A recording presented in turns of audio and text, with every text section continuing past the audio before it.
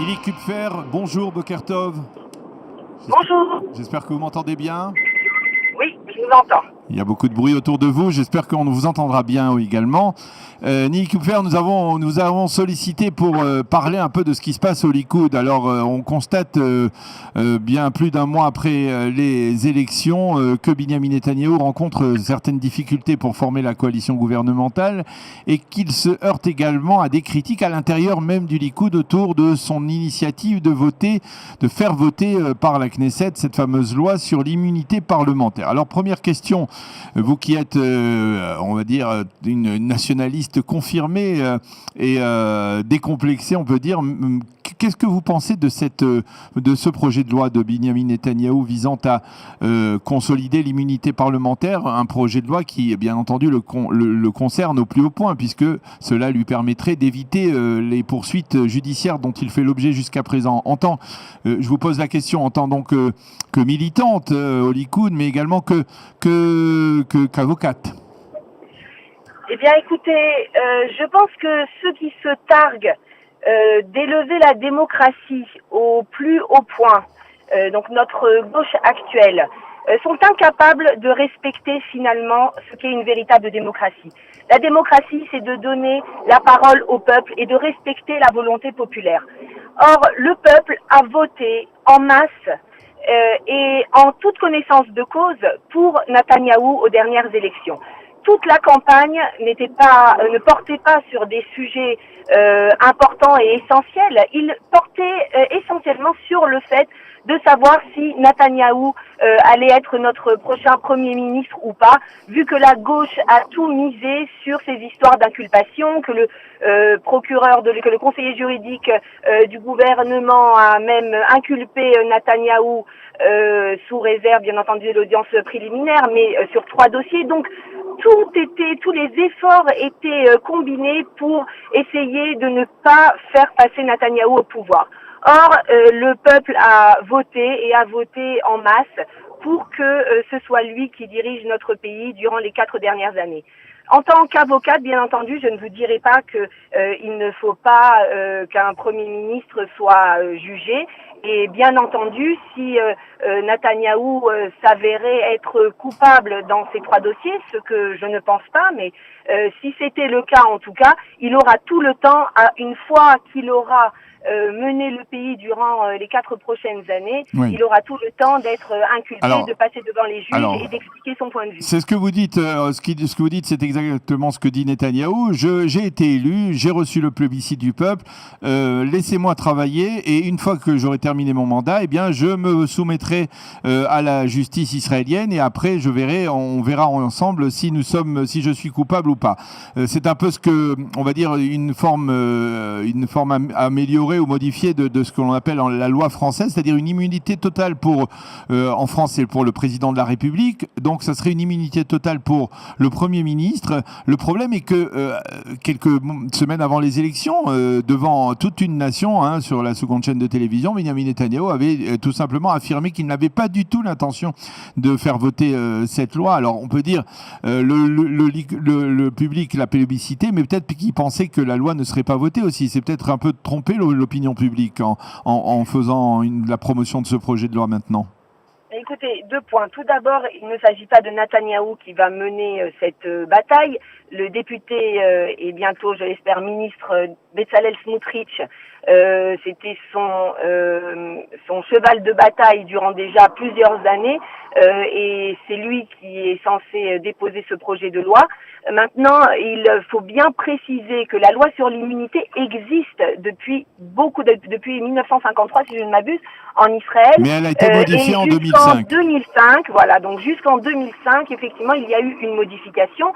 La modification est très simple. En fait, si le conseiller juridique décide d'inculper Binyamin Netanyahou, il devra demander la validation de la communauté de la Knesset, alors que jusqu'à aujourd'hui, s'il y avait une inculpation, l'immunité serait retirée automatiquement et Benyamin Netanyahou devrait se tourner vers la commission de la Knesset et la plénière pour en bénéficier.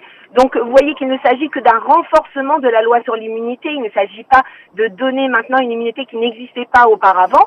De plus, il y a énormément de démocraties, y compris en Europe, je crois une dizaine de pays qui bénéficient d'une loi sur l'immunité. On n'appelle pas ça pourtant des dictatures.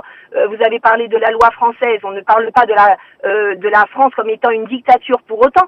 Donc cette loi est tout à fait raisonnable et il faut aussi rappeler ce qu'avait dit une des procureurs de l'État, que si Netanyahou était réélu, alors le procureur continuerait dans ses démarches, mais que s'il n'était pas élu, alors que certainement tous les dossiers tomberaient dans les oubliettes de l'histoire. Donc il s'agit véritablement, et on le sait, d'une manœuvre de la gauche qui cède de notre pseudo-justice pour essayer de faire tomber la droite au pouvoir. Or, encore une fois, le peuple la a gauche, voté.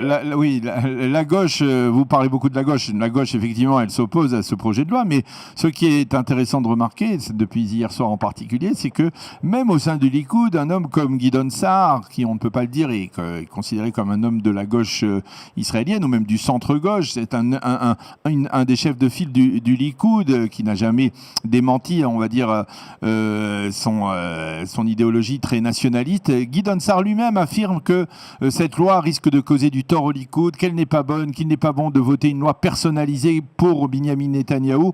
Qu'est-ce que vous pensez de ces critiques ? Je pense que la bataille pour les héritiers a déjà commencé, et ça a commencé un petit peu tôt, mais c'est peut-être de bonne guerre. Donc Gideon Sa'ar essaye par ce moyen de se placer peut-être, et certainement brigue la place du chef du Likoud, et c'est certainement la raison qui le motive. Donc au niveau des motivations personnelles, je ne sais pas si dans ce cas-là, Gideon Sa'ar est bien placé pour faire cette critique. Maintenant, au niveau de la coalition et au niveau du Likoud de manière quand même majoritaire, et au niveau des partis de l'union de droite et des autres associés de la future coalition, il y a bien entendu une grande majorité qui est pour cette loi sur l'immunité, pour permettre au Premier ministre de gouverner comme il se doit. Écoutez, on se trouve dans une situation qui est extrêmement délicate. Ça commence même à chauffer entre les États-Unis et l'Iran. On ne peut pas se permettre d'avoir un Premier ministre qui est sollicité par le procureur, par une audience préliminaire, a commencé à étudier des dizaines de milliers de pages qui ont été rédigées en son encontre. On a besoin de notre Premier ministre à 100% pour la sécurité du pays. Tout de même, vous remarquerez que il y a beaucoup de choses qui ont changé, c'est-à-dire depuis le discours de Benyamin Netanyahou selon lequel il n'y aura rien parce qu'il n'y a rien, et aujourd'hui Benyamin Netanyahou ne dit plus il n'y aura rien parce qu'il n'y a rien, il dit laissez-moi gouverner et après j'irai devant la justice pour régler mes comptes avec elle. Non, les deux choses ne sont pas contradictoires. Sa ligne de défense est toujours une ligne de défense selon laquelle il n'y a rien, mais il ne veut pas être embêté, ennuyé, à passer des heures à devoir s'expliquer. On n'a pas le temps de ça, on ne peut pas se permettre de perdre du temps sur ces questions. Le peuple a décidé que pour la sécurité du pays et pour les victoires au niveau économique, politique, militaire, il veut continuer de voir Netanyahou diriger ce pays. Et c'est ce dont on a besoin aujourd'hui. Alors une dernière question, Nili. On voit que Benyamin Netanyahou, à 11 jours de la fin du délai que lui a accordé le président de l'État pour former cette coalition, n'a pas encore conclu le moindre accord de coalition avec ses futurs partenaires ou ses potentiels partenaires. Qu'est-ce que vous auriez fait à la place de Benyamin Netanyahou face aux exigences qui sont, il faut bien l'avouer, parfois assez exagérées de certains petits partis face au Likoud? Et le Likoud, on a le sentiment qu'il risque de faire les frais, là encore, des exigences de ces petits partis. Comment vous auriez réagi si vous étiez à la place de Netanyahou? Vous me donnez beaucoup de pouvoir là en une minute. Non, Loin de moi l'idée de prendre la place de Netanyahou dans ces négociations. C'est un politicien chevronné qui a déjà fait ses preuves depuis maintenant plus de 10 ans. Mais enfin, je vais vous poser la question autrement. Vous pensez qu'il doit céder aux exigences des partenaires, des petits partis, ou alors il doit mettre en avant le Likoud qui a reçu 35 mandats et dire aux autres petits partis c'est à prendre ou à laisser, sinon on retourne aux élections. Certains d'entre vous ne passeront pas le seuil d'éligibilité, d'autres peut-être que oui, mais sachez les mettre face à leurs responsabilités. Écoutez, on le sait que notre mode d'élection n'est pas le meilleur et que cela donne effectivement beaucoup de pouvoir aux petits partis. D'un autre côté, on n'en a pas encore trouvé un qui pouvait représenter à la fois toutes les tendances du peuple et permettre à un Premier ministre de ne pas être sujet à ces discussions pour essayer de former une coalition, discussions qui sont extrêmement difficiles.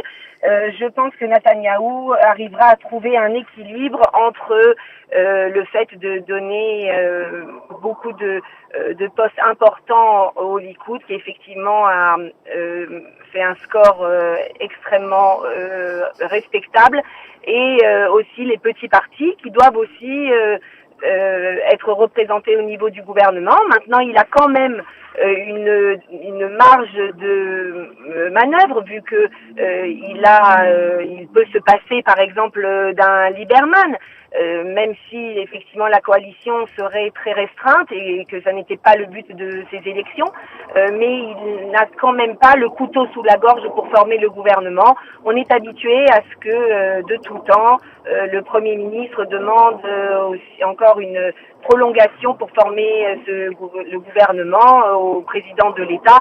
On est toujours ici à régler les problèmes à la dernière minute lorsque plus personne n'a le choix.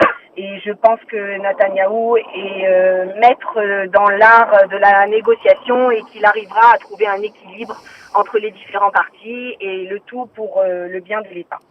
Eh bien, merci beaucoup Nili Naouri Kupfer d'avoir été avec nous ce matin sur Studio Kalita pour nous aider à mieux comprendre un peu ces problématiques autour de Binyamin Netanyahou. On vous souhaite Shabbat Shalom, à bientôt. Shabbat Shalom.